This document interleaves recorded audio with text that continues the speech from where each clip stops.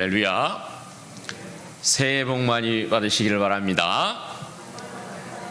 우리 앞뒤 좌우를 한번 축복하면서 새해 인사하겠습니다. 새해 복 많이 받으십시오. 새해 복 많이 엄청나게 받으십시오. 이빠이 받으십시오. 만탕으로 받으십시오. 그렇게 좀 넘쳐나도록 축복하십시오. 다시 이빠이 받으십시오.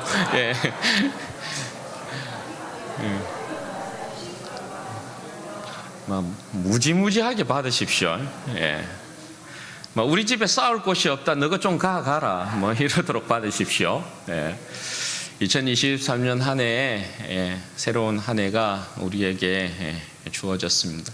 하나님께서 2023년 새로운 한 해에 정말 우리 가운데 하나님께서 펼치시고자 하는 하나님의 아름다운 선한 일이 마음껏 이루어지고 또 우리가 그 가운데 영광을 보게 되는 큰 한 해가 되기를 주님의 이름으로 축원드립니다. 행복하십시오. 기쁨 가득하십시오. 건강하십시오. 형통하십시오. 우리 하나님 주시는 만복의 근원이신 하나님께서 주시는 복들이 정말로 우리 사랑하는 성도들의 가정 가운데 또 삶 가운데 흘러차고 넘치기를 주님의 이름으로 다시 한번 전심으로 축원드립니다. 우리 병마와 싸우시는 분들은 올 한 해가 완전한 내 건강이 회복되는 그런 한 해가 되어지기를 주님의 이름으로 축원드립니다. 근심 걱정에 묶여있는 분들은 우리 하나님께서 주시는 놀라운 자유와 평강의 복이 근심과 모든 걱정을 끊어내는 복된 한 해가 되기를 주님의 이름으로 축원드립니다. 그를 위해서 우리는 더욱더 하나님 앞에서 기도하고 더욱더 우리 하나님 예배하고 하나님 기뻐하고 즐거워하는 우리 성도들 되었으면 좋겠습니다. 우리 부모님들의 마음이 항상 그렇잖아요. 우리 부모님의 마음들이 자식을 바라볼 때 새해가 되면 더 좀 그런 간절한 마음이 생기는 것 같아요. 우리 아들 녀석들, 딸 녀석들이 참 잘 되었으면 좋겠다 이런 마음이 사실 가득하잖아요. 또 사실 부모의 마음은 우리 자녀들에게 뭐든지 아낌없이 베풀고 싶어 하는 것이 부모의 마음이죠. 아들을 아끼지 아니하고 우리에게 주신 하나님의 마음이 그와 같다 생각합니다. 하나님께서 그죠 이 세상 가운데 아들을 아끼지 아니하고 우리에게 주신 그 하나님께서 우리에게 복을 안 주시면 누구에게 복을 주겠어요? 그죠? 만복의 근원이신 하나님께서 우리에게 복을 안 주시면 그 누구에게 주겠냐? 우리가 충분히 하나님 앞에 복을 받아 누리기에 충분한 자격이 되는 사람들입니다. 왜냐하면 우리는 하나님의 자녀이기 때문에 그런 것입니다. 넘쳐나는 한 해의 생명의 복들이 우리 사랑하는 성도들 삶 가운데 흘러 넘쳐야 됩니다. 정말로 흘러 넘쳐서 우리의 이웃들에게도 흘러가는 그런 복됨이 있기를 주님의 이름으로 다시 한번 축원드립니다. 오늘 참 마음이 이렇게 기쁜 것이 우리 이춘옥 집사님이 여기 다 서서 찬양을 드리고 있는 모습이 너무 기뻐요. 얼마나 오랜 시간 그죠? 분명히 몸이 완전하게 이렇게 회복되지는 않았을 것이지만 그럼에도 불구하고 새로운 한 해에 새로운 마음을 가지고 하나님 앞에 또 찬양하는 일에 있어서 그 자리를 또 지켜야 되겠다는 생각을 하신 것 같아요. 하나님을 찬양할 때 하나님께서 몸을 만지시는 그런 역사가 있기를 바랍니다. 우리 사랑하는 권사님들께서 자주 이렇게 하시는 표현들 중에 제가 들어보니까 두 가지 표현이 있더라고요. 자주 사용하는 표현들 중에 두 가지 표현이 하나는 뭐냐 하면 아이고 참말로 큰일이네 이 표현 하나 있어요. 그리고 또 하나의 표현이 뭐냐 하면 좀 정반대의 표현인데 그 멋이라고 이 표현이 또 하나 있는 것 같아요. 그 표현들을 좀 많이 들은 것 같은데 여러분 그 멋이라고 이 표현은 뭡니까? 사실 아무것도 아니라는 표현이잖아요. 걱정할 것도 없고 근심할 것도 없고 신경 쓸 일도 아니다. 그게 그 멋이라고 이거죠. 그런데 반면에 아이고 정말로 참말로 큰일이네 이거 뭡니까? 진짜 큰일이라는 것이잖아요. 다른 일에 신경 쓸 겨를 없이 그 일에 모든 것이 집중될 수밖에 없는 그 일, 큰 일, 그것을 이야기하는 거죠. 새해에 우리가 진짜 큰 일로 생각해야 될 것이 하나 있습니다. 그게 뭐냐? 여러분, 그게 뭘까요? 진짜 우리가 큰 일이네 하면서 걱정하는 형태로 큰 일이네 이게 아니고 진짜 큰 일로 생각해야 될 하나가 있는데, 그게 뭐냐면 여호와를 경외하며 그의 계명을 크게 즐거워하는 것입니다. 여러분, 이게 그 멋이라고 이렇게 되면 절대 안 된다는 것이에요. 우리가 하는 실수 가운데 뚜렷한 실수가 하나 있는데요. 그게 뭡니까? 하나님의 말씀, 하나님의 계명을 지키는 일을 정말 큰 일로 생각하지 않는다라는 것입니다. 그러나 여러분, 주의 백성은 계명을 지키며 행하는 것을 아주 큰 일로 생각해야 되는 것입니다. 왜 그렇습니까? 계명을 지키는 것, 말씀을 지키는 것이 하나님을 경외하는 일이고, 계명을 지키는 것이 하나님의 말씀을 지키는 것이 여러분 뭐예요? 오늘 제목처럼 복이 들어오는 길을 닦는 일이기 때문에 그런 것입니다. 하나님의 복이 어떻게 우리 가운데 부어지느냐? 하나님의 계명, 하나님의 말씀을 지키는 일을 우리가 행하면 계명이 그 길로, 복이 그 길로 우리 가운데 들어오는 줄로 믿습니다. 그러므로 여러분, 하나님의 백성은 하나님의 말씀, 하나님의 계명 지키는 것을 정말 큰 일로 생각해야 된다는 것입니다. 새해를 열면서 우리 성도들에게 어떤 또 축복의 말씀을 전할까 하다가, 올해는 좀 우리 사랑하는 모든 성도들에게 하나님의 말씀 가운데 부어지는 그 복들을 우리 성도들이 좀 누렸으면 좋겠다. 그 어떤 일들보다 우리 성도들의 삶에 있어서 하나님의 말씀, 하나님의 계명을 지키는 일이 정말 큰 일이 되었으면 좋겠다. 그 마음을 가지고 오늘 이 시편 112편의 말씀을 여러분 준비했습니다. 여러분, 우리가 하나님의 계명, 하나님의 말씀을 큰 일로 여기며 그렇게 지키며 살 수 있는 방법이 그러면 뭐냐? 여러분, 그 방법이 뭘까요? 1절 말씀에 보시면 여호와를 경외하는 것, 곧 계명을 크게 즐거워하는 것, 이렇게 말씀을 하고 있습니다. 여러분, 우리가 정말 하나님의 일을, 하나님의 말씀을 큰 일로 생각하고 그렇게 말씀을 지키며 살아가는 방법은 다른 것 아니라는 것입니다. 하나님의 계명을 크게 즐거워하면 된다는 거예요. 하나님을 경외하는 자는 곧 어떤 자냐? 1절 말씀에 보면 하나님의 계명을 크게 즐거워하는 자다, 그렇게 말씀을 하고 있습니다. 그냥 그렇게 즐거워하는, 그럭저럭 즐거워하는 게 아니라는 거예요. 크게 즐거워한다는 거예요. 크게 즐거워한다는 건 여러분 어떤 의미일까? 크게 즐거워한다는 게 뭐냐? 마치 그런 거 아닐까요? 신랑이 신부를 맞이하는 그 기쁨, 너무 오래돼서 기억이 안 납니까?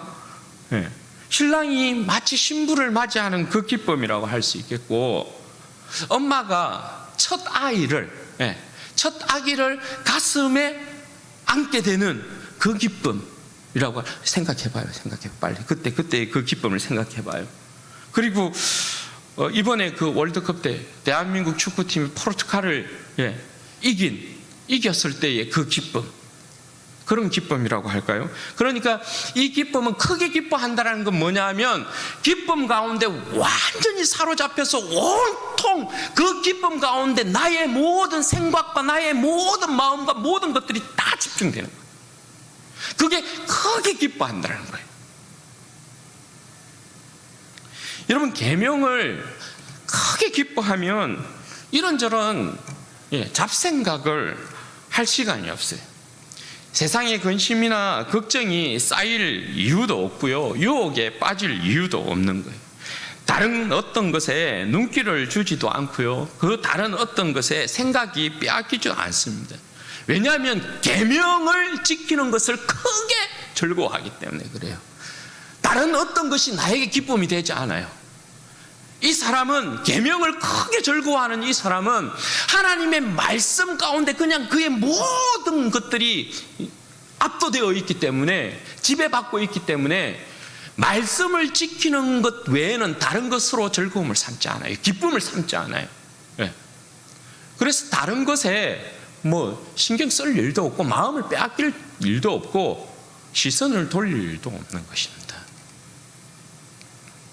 시편 여러분 119편을 보면 말씀에 대한 찬미가 나오거든요. 최근까지 이제 새벽 기도 때 시편 119편을 우리가 보았는데요. 시편 이 기자가 말씀을 얼마만큼 사모하느냐, 거기에 말씀에 보면 시편 119편 15절과 16절 말씀에 보면 이런 말씀이 기록되어 있어요. 내가 주의 법도들을 작은 소리로 엎드리며 주의 길들에 주의하며 주의 율례들을 즐거워하며 주의 말씀을 잊지 아니하리이다. 여러분, 시편 119편에는 엎조리다라는 이 표현이 자주 나와요. 이것은 여러분 방법에 관한 내용이지 않습니까? 하나님의 말씀을 즐거워하고 사모하는 자가 취하는 방법 중에 하나가 말씀을 계속해서 어떻게 한다라는 거예요? 엎조린다, 이렇게 말씀을 하고 있는 것입니다. 여러분, 엎조린다라는 건 뭘 이야기하는 거예요? 엎조린다라는 건 대내 힘으로 기억한다라는 걸 이야기해요. 대내 힘으로 기억한다. 제가 여러분 한 번씩 여러분들에게 한 분 권사님에 대해서 말씀드린 적이 있지 않습니까? 제가 부산에서 이제 사역할 때 정말 제가 사랑하는 권사님 한 분 중에 요양원에서 그냥 누워 계신, 연세 드시고 하셔서 아무 이제 거동도 잘 하지 못하고 누워 계신 권사님 한 분 계셨어요. 제가 힘들고 어려울 때는 오히려 그 권사님한테 가가지고 위로를 받고, 저는 그 권사님 보는 게 너무 좋았어요. 그런데 한날 그 권사님에게 이렇게 딱 갔는데 권사님이 계속 입술로 뭔가 입술이 막 움직이는 거예요. 입술이. 그래서 권사님이 기력이 없으신 가운데서 누워 계시면서 입술을 이렇게 움직이고 계시는데 제가 무슨 말씀을 하시나 싶어가지고 이렇게 귀를 기울여 봤거든요. 시편 23편을 엎조리고 계신 거예요. 여호와는 나의 목자시니 내게 부족함이 없으리라. 이 말씀을 계속해서 엎조리고 계시는 거예요. 그 모습이 얼마나 귀하고 아름다운지 말로 그냥 표현할 수가 없어요. 여러분, 엎조린다라는 게 그런 거예요. 대내 힘으로 계속해서 하나님의 말씀을 기억하는 거예요. 이걸 여러분 다른 표현으로 뭐라고 이야기해요? 묵상이라 이야기해요. 이것을 묵상은 말씀을 즐거워하며 지키는 일에 있어서 최고의 방법이 돼요, 여러분. 내가 그 어떤 일을 하든 어느 장소에 있든 무엇을 하든 하나님의 말씀을 엎조리며 묵상하는 건 하나님의 말씀을 지키고 크게 즐거워하는 데 있어서 최고의 방법이 돼요. 또 하나의 여러분 방법이 있는데 그 방법이 뭘까요? 필사하는 거예요. 우리 성도들 중에서도 필사하시는 분들이, 말씀을 필사하시는 분들이 있는 줄 알아요. 말씀을 필사하면서 말씀을 계속해서 내 영혼의 양식으로 삼아가는 거, 정말 좋은 방법이 돼요. 하나님의 말씀을 크게 기뻐하려면 이런 방법을 여러분 사용하는 게 좋아요. 그리고 여러분 시편 119편 20절을 말씀에는 이런 말씀이 기록되어 있어요. 주의 규례들을 항상 사모함으로 내 마음이 상하나이다, 이런 표현이 있어요. 여러분, 이 내용은 말씀을 향한 마음의 상태를 이야기하는 것이거든요. 내가 마음이 상합니다, 이 표현은 뭐냐면 내 마음이 지금 말씀을 사모함 가운데 으깨어져 있다는 거예요. 감자를 여러분 으깨는 것처럼 내가 말씀을 그 사모하는 그 열정으로 말미암아 내 마음이 으깨어져 있다는 거예요. 이걸 여러분 달리 다른 표현으로 하면 뭐라고? 상사병이라고 할까요? 상사병? 긍정적으로 표현하면 말씀에 대한 묵상이, 그 말씀에 대한 사모함이 늘 불타오르고 있다는 거예요. 마음의 상태가. 말씀이 내 마음 가운데 들어와 있지 않으면, 말씀을 지키고 말씀을 즐거워하는 내 마음이 아니면 내 마음이 공허해서 뭐 어쩔 수가 없는 거예요. 그런데 내 마음의 상태가 여러분 어떻다라는 거예요? 그 말씀을 사모함 가운데 내가 마음이 상하고, 말씀을 사모함 가운데 내 마음이 엇깨어져 있어서 말씀과 함께 하지 아니하면 정말 내 삶을 옳지 할 바를 모르는 거예요. 네. 그러니까 여러분, 그 종교개혁자들이 위대한 종교개혁자들이 그 종교개혁 당시에 구교와 싸우면서 화형을 당하면서도, 핍박을 당하면서도, 목이 잘리면서도 그들이 소중하게 고백했던 내용이 뭡니까? 하나님, 우리에게서 모든 것을 다 앗아가도 좋습니다.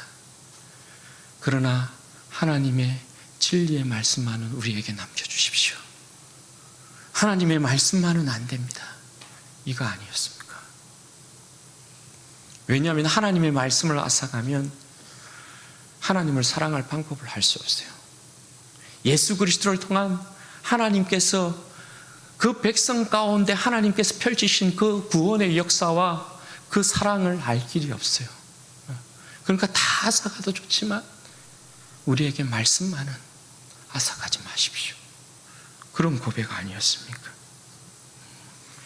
그러니까 말씀은 크게 여러분 기뻐하고 즐거워하고, 그렇게 해서 말씀 지키는 것을 내 인생의 큰 일로 삼으려면 우리의 마음의 상태가 항상 여러분 어때야 된다는 거예요? 말씀을 사모함 가운데 내 마음이 상할 정도로, 내 마음이 으깨질 정도로 그런 상태로 있어야 된다는 거예요. 그리고 여러분, 이 시편 119편 36절과 37절에 보면 또 이런 고백이 하나 있어요. 내 마음을 주의 증거들에게 향하게 하시고, 내 마음을 주의 증거들에게 향하게 하시고 탐욕으로 향하지 말게 하소서. 내 눈을 돌이켜 허탄한 것을 보지 말게 하시고 주의 길에서 나를 살아나게 하소서. 여러분, 이 고백은 뭐겠습니까? 말씀 앞에 선 자의 자세를 이야기해요. 말씀 앞에 선 자의 자세. 여러분, 우리가 살고 있는 이 세상이 얼마나 여러분 화려한 세상입니까? 그죠? 우리의 시선을 끊임없이 세상을 향하도록 만들어요. 우리의 시선을. 이것을 여러분 시편 기자는 뭐라고 표현하고 있다고요? 허탄한 것, 이렇게 표현해요. 세상을 향하여 우리의 시선을 돌려서 세상을 바라보는, 그 화려함을 바라보는 이 모든 것을 시편 기자는 허탄한 것, 이렇게 표현을 하고 있어요. 또한 여러분, 우리의 마음과 생각을 빼앗는 일들이 얼마나 여러분 많습니까? 그죠? 이것을 여러분 시편 기자는 뭐라 표현해요? 탐욕이라, 이렇게 표현해요. 탐욕. 여러분, 우리의 마음과 시선이 세상의 탐욕과 허탄함에 빠지게 되면 주님의 말씀이 결단코 내 삶을 지배하는 큰일이 결단코 될 수 없어요. 주님의 말씀을 크게 즐거워하는 삶으로 결단코 나아갈 수 없어요. 그래서 여러분, 시편 기자는 어떻게 이야기합니까? 말씀 앞에 선 나의 자세에 있어서 내 마음이 항상 주의 증거들을 향하게 하십시오. 내 시선이 세상의 어떠한 허탄한 것에 시선을 두지 않도록 도와주십시오. 내 마음이, 내 생각이 탐욕에 물들지 않도록 도와주십시오. 항상 내 마음이 주님의 말씀을 향하게만 해주십시오. 왜요? 그 말씀 가운데서 나는 기쁨을 찾겠다는 거예요.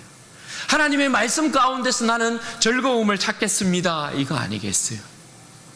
그런데 여러분, 내 시선이 세상을 향하고 허탄한 것에 주목하고 내 마음이 탐심과 탐욕에 물들게 되어지면 우리가 어떻게 주님의 말씀을 크게 기뻐하고 즐거워하겠어요? 그냥 말씀 자체를 어떻게? 그 멋이라고 그렇게 하면서 그냥 세상을 기뻐하고 즐거워할 거예요. 그리고 그 모습이 여러분 어떤 모습이 돼요? 그 사람의 그 모습이 주님을 경외하는 모습이 돼요. 그런데 여러분, 그 모습이 주님을 경외하는 모습이 되면, 자세가 되면 곤란한 것이, 사무엘상 2장 30절 말씀에 보면 어떤 말씀을 하냐면 하나님께서 이렇게 말씀하셔요. 나를 존중히 여기는 자를 내가 존중히 여기고 나를 멸시하는 자를 내가 경멸하리라. 나를 존중히 여기는 자를 내가 존중히 여기고 나를 멸시하는 자를 내가 경멸하리라. 누가 여러분 하나님을 존중하는 자입니까? 하나님의 말씀을 크게 기뻐하고 즐거워하는 자가 하나님을 존중하는 자 아니겠어요? 예? 누가 하나님을 멸시하는 자입니까? 하나님의 말씀을 작은 일로 여기고 뒤로 던지는 자가 하나님을 멸시하는 자 아니겠어요? 그것이 여러분 우리의 자세가 되어서는 결단코 안 된다는 거죠. 우리의 마음과 시선이 주님의 말씀을 향하고 서 있는 자세만이 우리로 하여금 하나님의 계명을 크게 기뻐하고 즐거워하는 그러한 복된 백성으로 만들 것입니다. 여러분, 그러면 계명을 크게 즐거워하는 자가 받을 복이 뭐냐? 여러분, 하나님의 복이 계명을 따라서 이제 들어오게 되는데요, 줄을 서서 그냥 이렇게 쫙 따라옵니다. 여러분, 한번 말씀을 보십시오. 오늘 이 시편 112편에 보면 계명을 크게 즐거워하는 자를 4절에서는 또 다른 말로 정직한 자 이렇게 표현을 하고 있고요, 5절에서는 은혜를 베풀며 꾸어주는 자 이렇게 말씀을 하고 있습니다. 계명을 지키니까 정직할 수밖에 없고, 그죠? 은혜를 베풀고 꾸어주는 인자와 자비를 베푸는 자가 될 수밖에 없죠. 왜냐하면 계명이 사람을 그렇게, 하나님을 경외하는 자를 그렇게 세우기 때문에 그래요. 그러면 여러분, 이 사람이 받는 복이 뭐냐? 2절부터 여러분 기록이 되어 있는데 눈으로 한번 확인해 보십시오. 2절에 보면 여러분 어떻게 되어 있어요? 계명을 크게 즐거워하는 자가 받는 복, 2절에 보면 후손이 강성한 복을 받아요. 그죠? 3절에는 여러분 어떤 복이 따라와요? 부와 재물이 따라와요. 부와 재물이 따라오면서 의로운 자라는 칭송을 받게 돼요. 그리고 4절에는 여러분 어떠한 복을 받게 되나요? 흑암 중에 빛이 일어나는 복을 받아요. 흑암 중에 빛이 일어나는 복을 받고 자비와 긍휼과 의로움을 입는 자가 된다, 그렇게 표현을 하고 있어요. 그리고 5절에는 여러분 어떻게 되어 있어요? 잘 되는 복이 따라와요. 형통하는 복이 따라온다, 이렇게 이야기해요. 그리고 6절에는 여러분 어떻게 되어 있어요? 어떤 일에도 흔들림이 없는 자가 된다, 이렇게 표현을 하고 있어요. 의인으로 기억된다, 이렇게 표현해요. 그리고 7절에는 여러분 어떤 복이에요? 흉한 소문을 두려워하지 않게 된다, 그렇게 이야기하고, 8절에는 대적 앞에 마음의 두려움이 없이 견고하게 서 있게 된다, 이렇게 이야기하고, 9절에는 여러분 그의 뿔이 영광 중에 들린다, 그 인생이 영광 중에 하나님 앞에 들린다, 이렇게 표현을 하고요, 8절과 10절에는 대적과 악인이 보응을 받고 소멸되는 것을 보게 된다, 이렇게 말씀해요. 여러분, 여호와의 계명을 크게 기뻐하고 즐거워함으로 말미암아 여러분 그 가운데서 복이 들어오는 길이 닦이는데 줄줄줄 여러분 비엔나 소세지처럼 그냥 줄줄줄줄줄 이렇게 따라와요. 이게 뭡니까 여러분? 그만큼 하나님께서 자신의 말씀을 크게 기뻐하고 즐거워하는 자를 기뻐하신다는 것이죠. 계명을, 말씀을 붙드는 자를 하나님께서 이처럼 기뻐하셔서 그의 복을 계속해서 부어주시는 그런 말씀을 하고 있어요. 이러한 여러분 은혜의 복이 우리 사랑하는 성도들의 삶 가운데 올 한 해 가득 차기를 주님의 이름으로 축원드립니다. 이런 복들을 받아 누리셔야 되는 거죠. 여러분, 요한복음 15장 9절에서 11절 말씀에 보면 우리 주님도 이런 말씀을 하셔요. 아버지께서 나를 사랑하신 것 같이 나도 너희를 사랑하였으니 나의 사랑 안에 거하라. 내가 아버지의 계명을 지켜 그의 사랑 안에 거하는 것 같이 너희도 내 계명을 지키면 내 사랑 안에 거하리라. 내가 이것을 너희에게 이름은 내 기쁨이 너희 안에 있어 너희 기쁨을 충만하게 하려 함이라. 내 계명은 내가 너희를 사랑한 것 같이 너희도 사랑하라 하는 이것이니라. 여러분, 주님께서 우리에게 주님의 계명을 주셔요. 사랑하라 이렇게 말씀하셔요. 이 계명 가운데 행하면 어때요? 하나님이 우리를 기뻐하신다는 거예요. 주님이 우리를 기뻐하신다는 거예요. 그리고 주님께서 여러분 우리에게 이 말씀을 하시는 이유가 뭐라는 거예요? 내 기쁨이 너희 안에 있어 너희 기쁨을 충만하게 하려는 것이라. 계명 가운데 걸어가면, 계명 가운데로 행하면 하나님이 주시는, 우리 주님께서 주시는 기쁨이 충만하다라는 거예요. 그 충만한 기쁨이 또 계명을 지키게끔 만든다라는 거예요. 선순환이 계속해서 이루어지는 거예요. 내가 하나님의 말씀, 우리 주님의 말씀을 기뻐하여서 그 말씀을 지키면 기쁨이 충만히 일어나고, 그 기쁨이 충만한 것이 또 하나님의 말씀, 주님의 계명을 지키게 만들고 계속해서 아름다운 선 구조가 일어나는 거예요. 이렇게 선순환의 구조가. 그리고 여러분 사도 요한은 요한 1서 2장 3절에서 5절 말씀을 보면 이렇게 기록하고 있어요. 우리가 그의 계명을 지키면 이로써 우리가 그를 아는 줄로 알 것이요, 그를 아노라 하고 그의 계명을 지키지 아니하는 자는 거짓말하는 자요, 진리가 그 속에 있지 아니하되 누구든지 그의 말씀을 지키는 자는 하나님의 사랑이 참으로 그 속에서 온전하게 되었나니 이로써 우리가 그의 안에 있는 줄을 아노라. 하나님을 진짜 사랑하면 어떻게 해야 된다고요? 계명을 지킬 수 있어야 된다. 그렇게 말씀하고 있어요. 사랑하는 여러분, 계명을 크게 기뻐하고 즐거워하고 계십니까? 지금까지 우리의 삶이 내가 하나님의 이 말씀을, 계명을 크게 기뻐하고 즐거워하지 아니하였다면, 작은 일로 여기고 그 계명 지키는 거 그건 멋이라고 하면서 그냥 뒤로 버렸다면, 그럼 그렇게 하면 안 돼요. 계명을 지킴으로 말미암아 복의 길이 닦여요. 진짜 복 받기 원하시잖아요, 그렇죠? 복 받았으면 좋겠죠. 그 길을 닦아야 합니다. 그 길이 여러분 뭐라고요? 하나님의 말씀을 지키는 거예요. 계명을 크게 기뻐하고 즐거움으로 말미암아 내 2023년 한 해는 내 마음을 지배하는 것이 하나님의 말씀이기를 바라요. 하나님의 말씀이 내 마음을 꽉 지배하여서 내가 좀 나태해지고 게으르해지려면 하나님의 말씀이 딱 나를 쥐고 있어서 너 그러면 안 돼, 너 그러면 안 돼.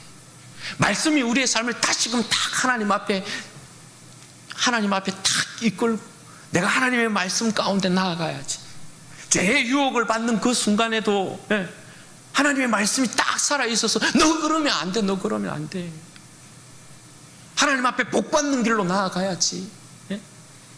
우리가 세상에 어떤 유혹을 당할 때도, 시련을 당할 때도, 고통을 당할 때도 하나님의 말씀이 나의 심령을 크게 지배하여서, 내가 하나님의 말씀을 크게 사모하여서, 즐거워하여서 말씀이 나를 사로잡고 가는, 말씀이 이끄는 인생, 그런 인생 되기를 바라요.